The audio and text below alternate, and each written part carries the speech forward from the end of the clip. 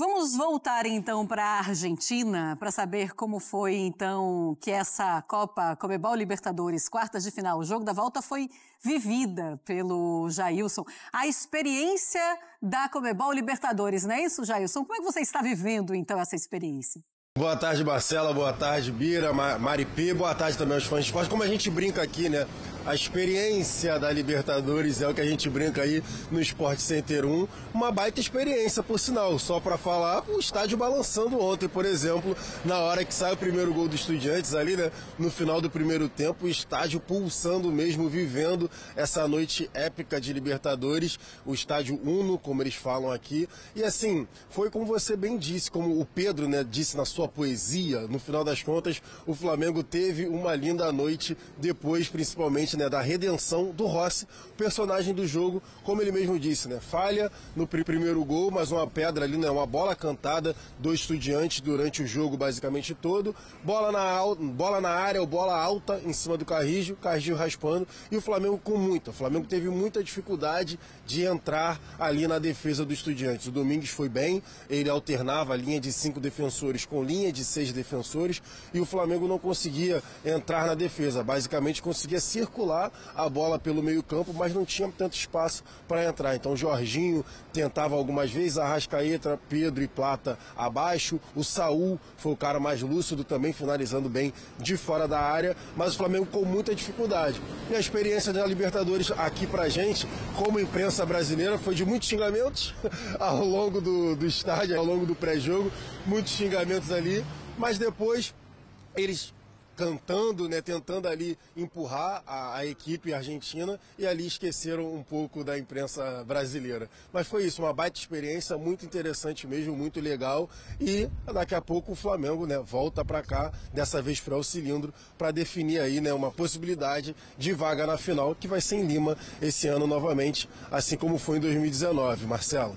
Tá certo. Jailson, você fica conosco, então vamos falar um pouco sobre essa partida. Qualquer coisa você pode nos chamar. Mostrando aí, então, o Rossi em pênaltis pelo Flamengo, né? Em tempo normal, 11 enfrentados, 6 defesas e 6 gols sofridos e 4 defesas, e um foi para fora ou bateu na trave. Em disputas, 9 enfrentados, 6 gols sofridos e 3 defesas. Venceu um de 2 disputas de pênalti. O Rossi deu uma entrevista logo depois da partida, falando que realmente tinha falhado no primeiro gol. Depois ele fala que se redimiu e foi isso realmente que aconteceu. Daqui a pouco vamos conversar com o Jailson para saber um pouco mais também de como estava o clima, não só da imprensa argentina, mas dos torcedores. Ele já falou na primeira entrada que ficou aquele gosto de ok, tudo que o Estudiantes poderia fazer, fez e deixou em campo, mas o Flamengo foi melhor. Vamos falar sobre esse Flamengo que tem que comemorar demais a classificação para a semifinal. Foi mais difícil do que se imaginava, foi principalmente pelo que o primeiro tempo apresentou para o Flamengo. Poderia ter matado o duelo ali naquela primeira partida no Maracanã. Não foi isso que aconteceu. O Felipe Luiz, Mari e Bira, ele fala o seguinte: vai ter sempre uma manchete com o Flamengo está classificado para a semifinal, mas é claro que tem o mais. A gente precisa analisar esse Flamengo. E esse Flamengo tem que comemorar ontem e, a partir de hoje, principalmente o Felipe Luiz, começar a pensar em soluções para o tamanho desse Flamengo, que precisa apresentar mais. Até porque se não tiver um mas na manchete, fica muito vazia a avaliação, né? Deu. E o nosso papel aqui não é conversar com um fã de esportes dessa forma. Tem um mas. Assim, é claro que o torcedor, ele acorda hoje com um ufa. Estamos classificados, mais uma semifinal, vamos em busca de mais um título de Libertadores, mas até em respeito ao adversário do Flamengo, tem que ter um mas. O Racing é muito mais time do que o Estudiantes. E nesse recorte recente do Racing contra equipes brasileiras, Fortaleza agora, recentemente, foi a última vítima, né? Do Racing na Libertadores, mas venceu Sul-Americana em cima do Cruzeiro, venceu Recopa em cima do Botafogo. É um time muito difícil de enfrentar. Não, o Racing vem numa sequência que vem com quarta de final da Sula contra o Atlético Paranaense, semifinal contra o Corinthians, final contra o Cruzeiro, daí recopa contra o Botafogo e daí o Fortaleza ele não perde para o time na Libertadores. brasileiro. Então ele vem numa sequência de vencer times brasileiros muito grande. E é copeiro, né? É copeiro. Costas, impressionante. E dentro do cenário argentino é o time que joga o melhor futebol. Não é líder até porque poupa jogador tudo, mas é o time que vem jogando o melhor futebol desde o final do ano passado. Na Argentina, mais do que o River Plate, por exemplo, que é o time com mais dinheiro, que tem um elenco mais estrelado, mas o Racing vem jogando um futebol melhor. Sobre o mais, assim, se o campeonato tivesse acabado agora, o Flamengo é campeão, tudo bem. Mas tudo bem, o que importa é o resultado final. Agora, o campeonato continua, então você tem que... Se o Flamengo tivesse ganhado de 4-5-0 do Estudiantes, dado um show, um vareio, você não ia ter o Flamengo se classifica joga o melhor futebol da temporada. Sim. Claro. O Flamengo classifica e dá show. Então, do mesmo jeito que quando você tem um para qualificar, para engrandecer num grande momento, você tem que ter o mas quando a atuação deixou a desejar, quando deixou pulga atrás da orelha do torcedor, quando tem coisas a corrigir, pensando no futuro de Brasileirão e de Libertadores. Ô Mari, o que é que esse Flamengo precisa corrigir? Principalmente em Conmebol Libertadores, né? O próximo jogo vai demorar um pouquinho ainda no final de outubro, acho que dia 9, né? E depois na semana do dia 22, não é isso? Não, na semana do 22 e depois na semana do dia 29, exatamente. Ainda tem um tempo, dá para se preparar. O que é que esse Flamengo precisa menos de um mês, né? estar melhor? Um pouco menos de um mês. Então, acho que tem algumas situações aí pra gente avaliar. O Campeonato Brasileiro, ele é muito real pro Flamengo, né? Assim, o título, a briga pelo Campeonato Brasileiro. E quando o Felipe Luiz, não vou nem falar que ele poupou, porque contra o Vasco ele não poupou. Ele tirou algumas peças, mas depois ele usou, né? Pedro, por exemplo, Samuel Lino, eles entraram ao longo da partida no segundo tempo para tentar o resultado diante do Vasco clássico, mas que para o Flamengo vale muito liderança e possibilidade de título de Campeonato Brasileiro. Então, assim, até lá, será que dá para criar uma gordura? Para talvez ali em 2 jogos antes dessa fase decisiva, você já descansar os seus melhores jogadores? A gente não sabe. O Jorginho voltou ontem. Era até dúvida se ele viajaria. Não fez um bom jogo. Muito por conta do Estudiantes também, mas errando muitos passes. O próprio Arrascaeta já é o segundo ou terceiro jogo que ele não rende tão legal quanto ele vem rendendo para o Flamengo, marcando, sendo um dos artilheiros da temporada do Flamengo. Então, acho que tem alguns pontos de observação até da parte física desses jogadores, né? O quanto eles ainda podem, num nível de futebol que o Felipe Luiz exige, estarem, assim, no seu 100% mais para essa fase decisiva. Eu acho que o Flamengo, se tem um time que pode se dar ao luxo de rodar um pouco mais, esse time é o Flamengo. Mas você viu qual que é a sequência dos jogos do Flamengo?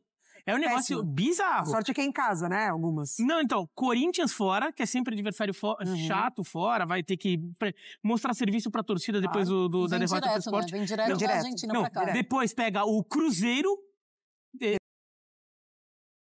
Semana, tudo direto, né? Cruzeiro, confronto direto na luta pelo título. Bahia fora. Botafogo. Daí Palmeiras. E daí o Racing no Rio.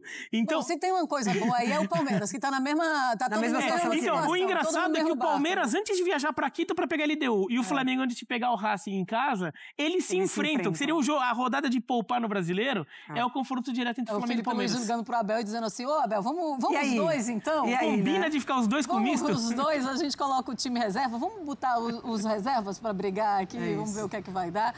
Tem isso, né, Jailson? Eu te pergunto também pra entrar aqui na nossa conversa, o que é que o Flamengo precisa melhorar para essa partida, para esse primeiro jogo contra o Racing? Enquanto vocês falavam aí, Marcelo, eu estava anotando aqui mentalmente, então eu vou falar que aí, caso eu esqueça, vocês me ajudem aí.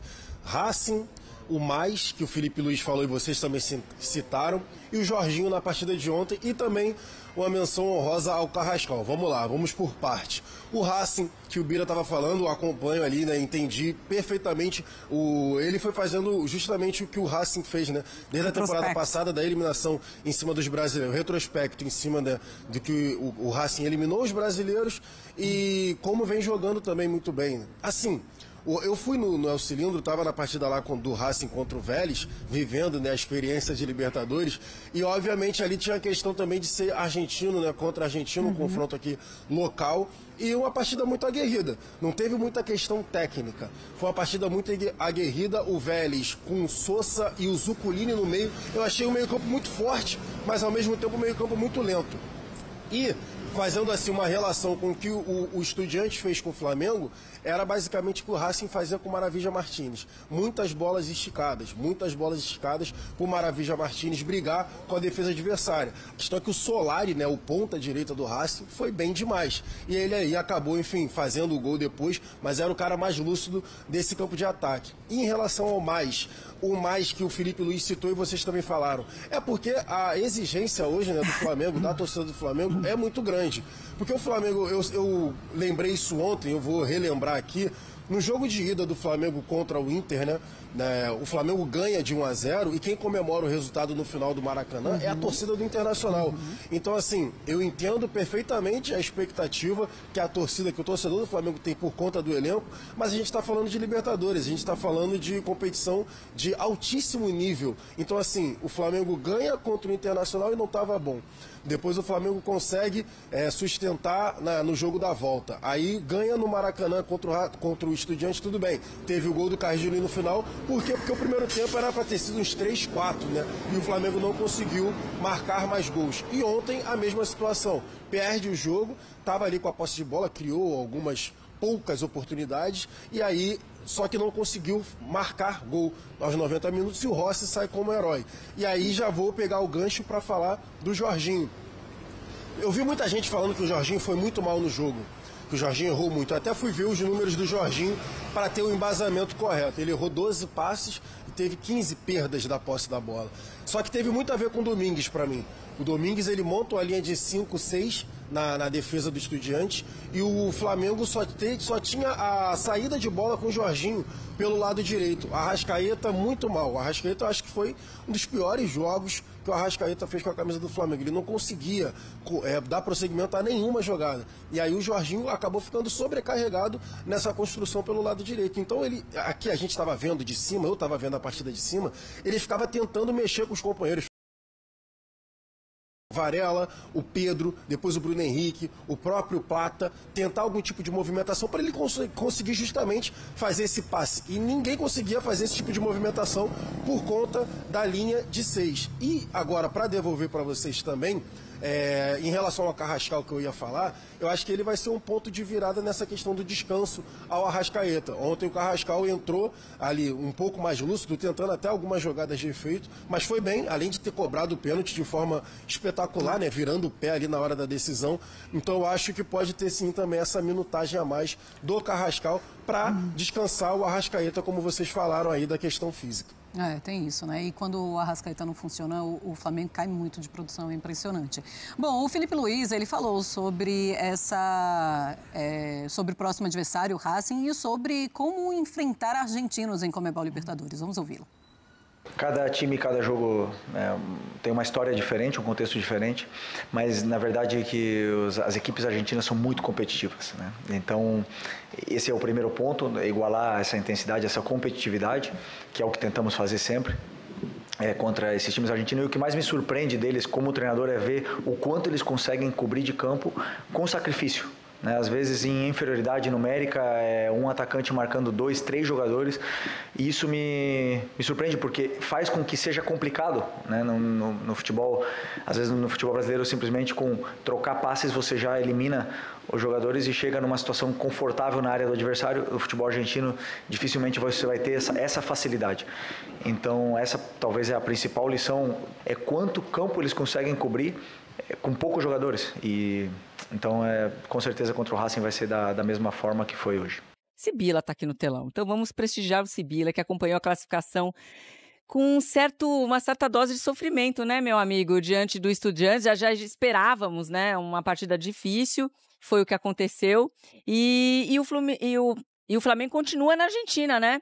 Vai ter uma programação toda especial, porque o próximo jogo é contra o Corinthians em São Paulo, então o próximo treinamento do Flamengo vai ser aí, né, meu amigo? Bem-vindo ao Tá On. Ana, tudo bem? Muito bom dia para você, para todo mundo que está aí no Brasil. Bom, eu estou aqui em frente ao estádio do Racing, futuro adversário do Flamengo na semifinal. O Flamengo que abrirá a série semifinal jogando em casa no Maracanã e depois decide a vaga aqui no Cilindro de Avejaneda. Dois times que já se encontraram recentemente na Conmebol Libertadores, estiveram frente a frente em 2020, depois estiveram frente a frente em 2023. Ontem lá em La Plata, como você disse, com muita apreensão, muito sofrimento, teve aquele momento ali do segundo gol do Benedetti, parecia estar impedido na primeira imagem, mas vai que encontra um jogador que está dando condição para ele e o que complicaria mais a situação do Flamengo. A vaga foi decidida nos pênaltis com o goleiro Agustin Rossi brilhando. Ele que já na época aqui em que jogava na Argentina era um grande pegador de pênaltis e fez valer essa experiência e essa qualidade que ele tem ali nas disputas por pênaltis. E aí, Jojo, como você disse, Flamengo com uma programação especial, diferente. O Flamengo veio cedo aqui para a Argentina, chegou na terça-feira, treinou na quarta-feira no CT do Defensa e Justiça, ontem encarou Estudiantes, hoje treina novamente no CT do Defensa e Justiça, viaja para São Paulo, amanhã treina no CT do São Paulo e depois no domingo encara o Corinthians. Uma programação diferente, o Flamengo que recuperou, né, o Jorginho no jogo de ontem, teve o Alexandro também como titular, então são jogadores aí que vão dando mais opções para o Felipe Luiz. Agora é o momento de focar no Campeonato Brasileiro, mas com muita alegria. O Flamengo mais uma vez está na semifinal da Conmebol Libertadores, vai encarar o Racing que eliminou o Vélez nessa fase de quartas de final. Deve ter muito torcedor do Flamengo já, Jojo, aqui para a Argentina para acompanhar esse jogo que vai ser um jogaço entre os dois times, entre Racing e Flamengo. 4 semifinalistas, inclusive vamos botar a tabela aí dos próximos jogos então da Libertadores. Temos agora primeiros resultados, das quartas de final. Ó, vitória da LDU sobre o São Paulo ontem, só os jogos de volta, né? A LDU já tinha vencido por 2-0 na ida, venceu no Morumbi ontem por 1-0 e está na semifinal. O Palmeiras venceu o River em casa, vencido já também em Buenos Aires por 2-1 e está nas semifinais. Assim como o Racing, também com 2 vitórias, venceu o Vélez na ida e na volta. E o Estudiantes, esse compensou a derrota sofrida no Maracanã. O Flamengo venceu no Maracanã por 2-1, o Estudiantes venceu em casa, mas aí nos pênaltis o rubro-negro garantiu a classificação. Temos então 2 brasileiros nas semifinais da Conmebol Libertadores. Podemos mais uma vez ter uma final brasileira. E agora um equatoriano e um argentino. LDU, Racing, Palmeiras e Flamengo são os semifinalistas. LDU e Palmeiras de um lado da chave, do outro Racing e Flamengo vão decidir aí essas semifinais da Conmebol Libertadores no mês que vem, né? Que está chegando a partir do mês de outubro. Mas a gente já começa a redação hoje com provocação. Eu gosto de um pouco de polêmica, de discussão, porque temos, para começar a redação dessa sexta-feira, as prateleiras do Redação.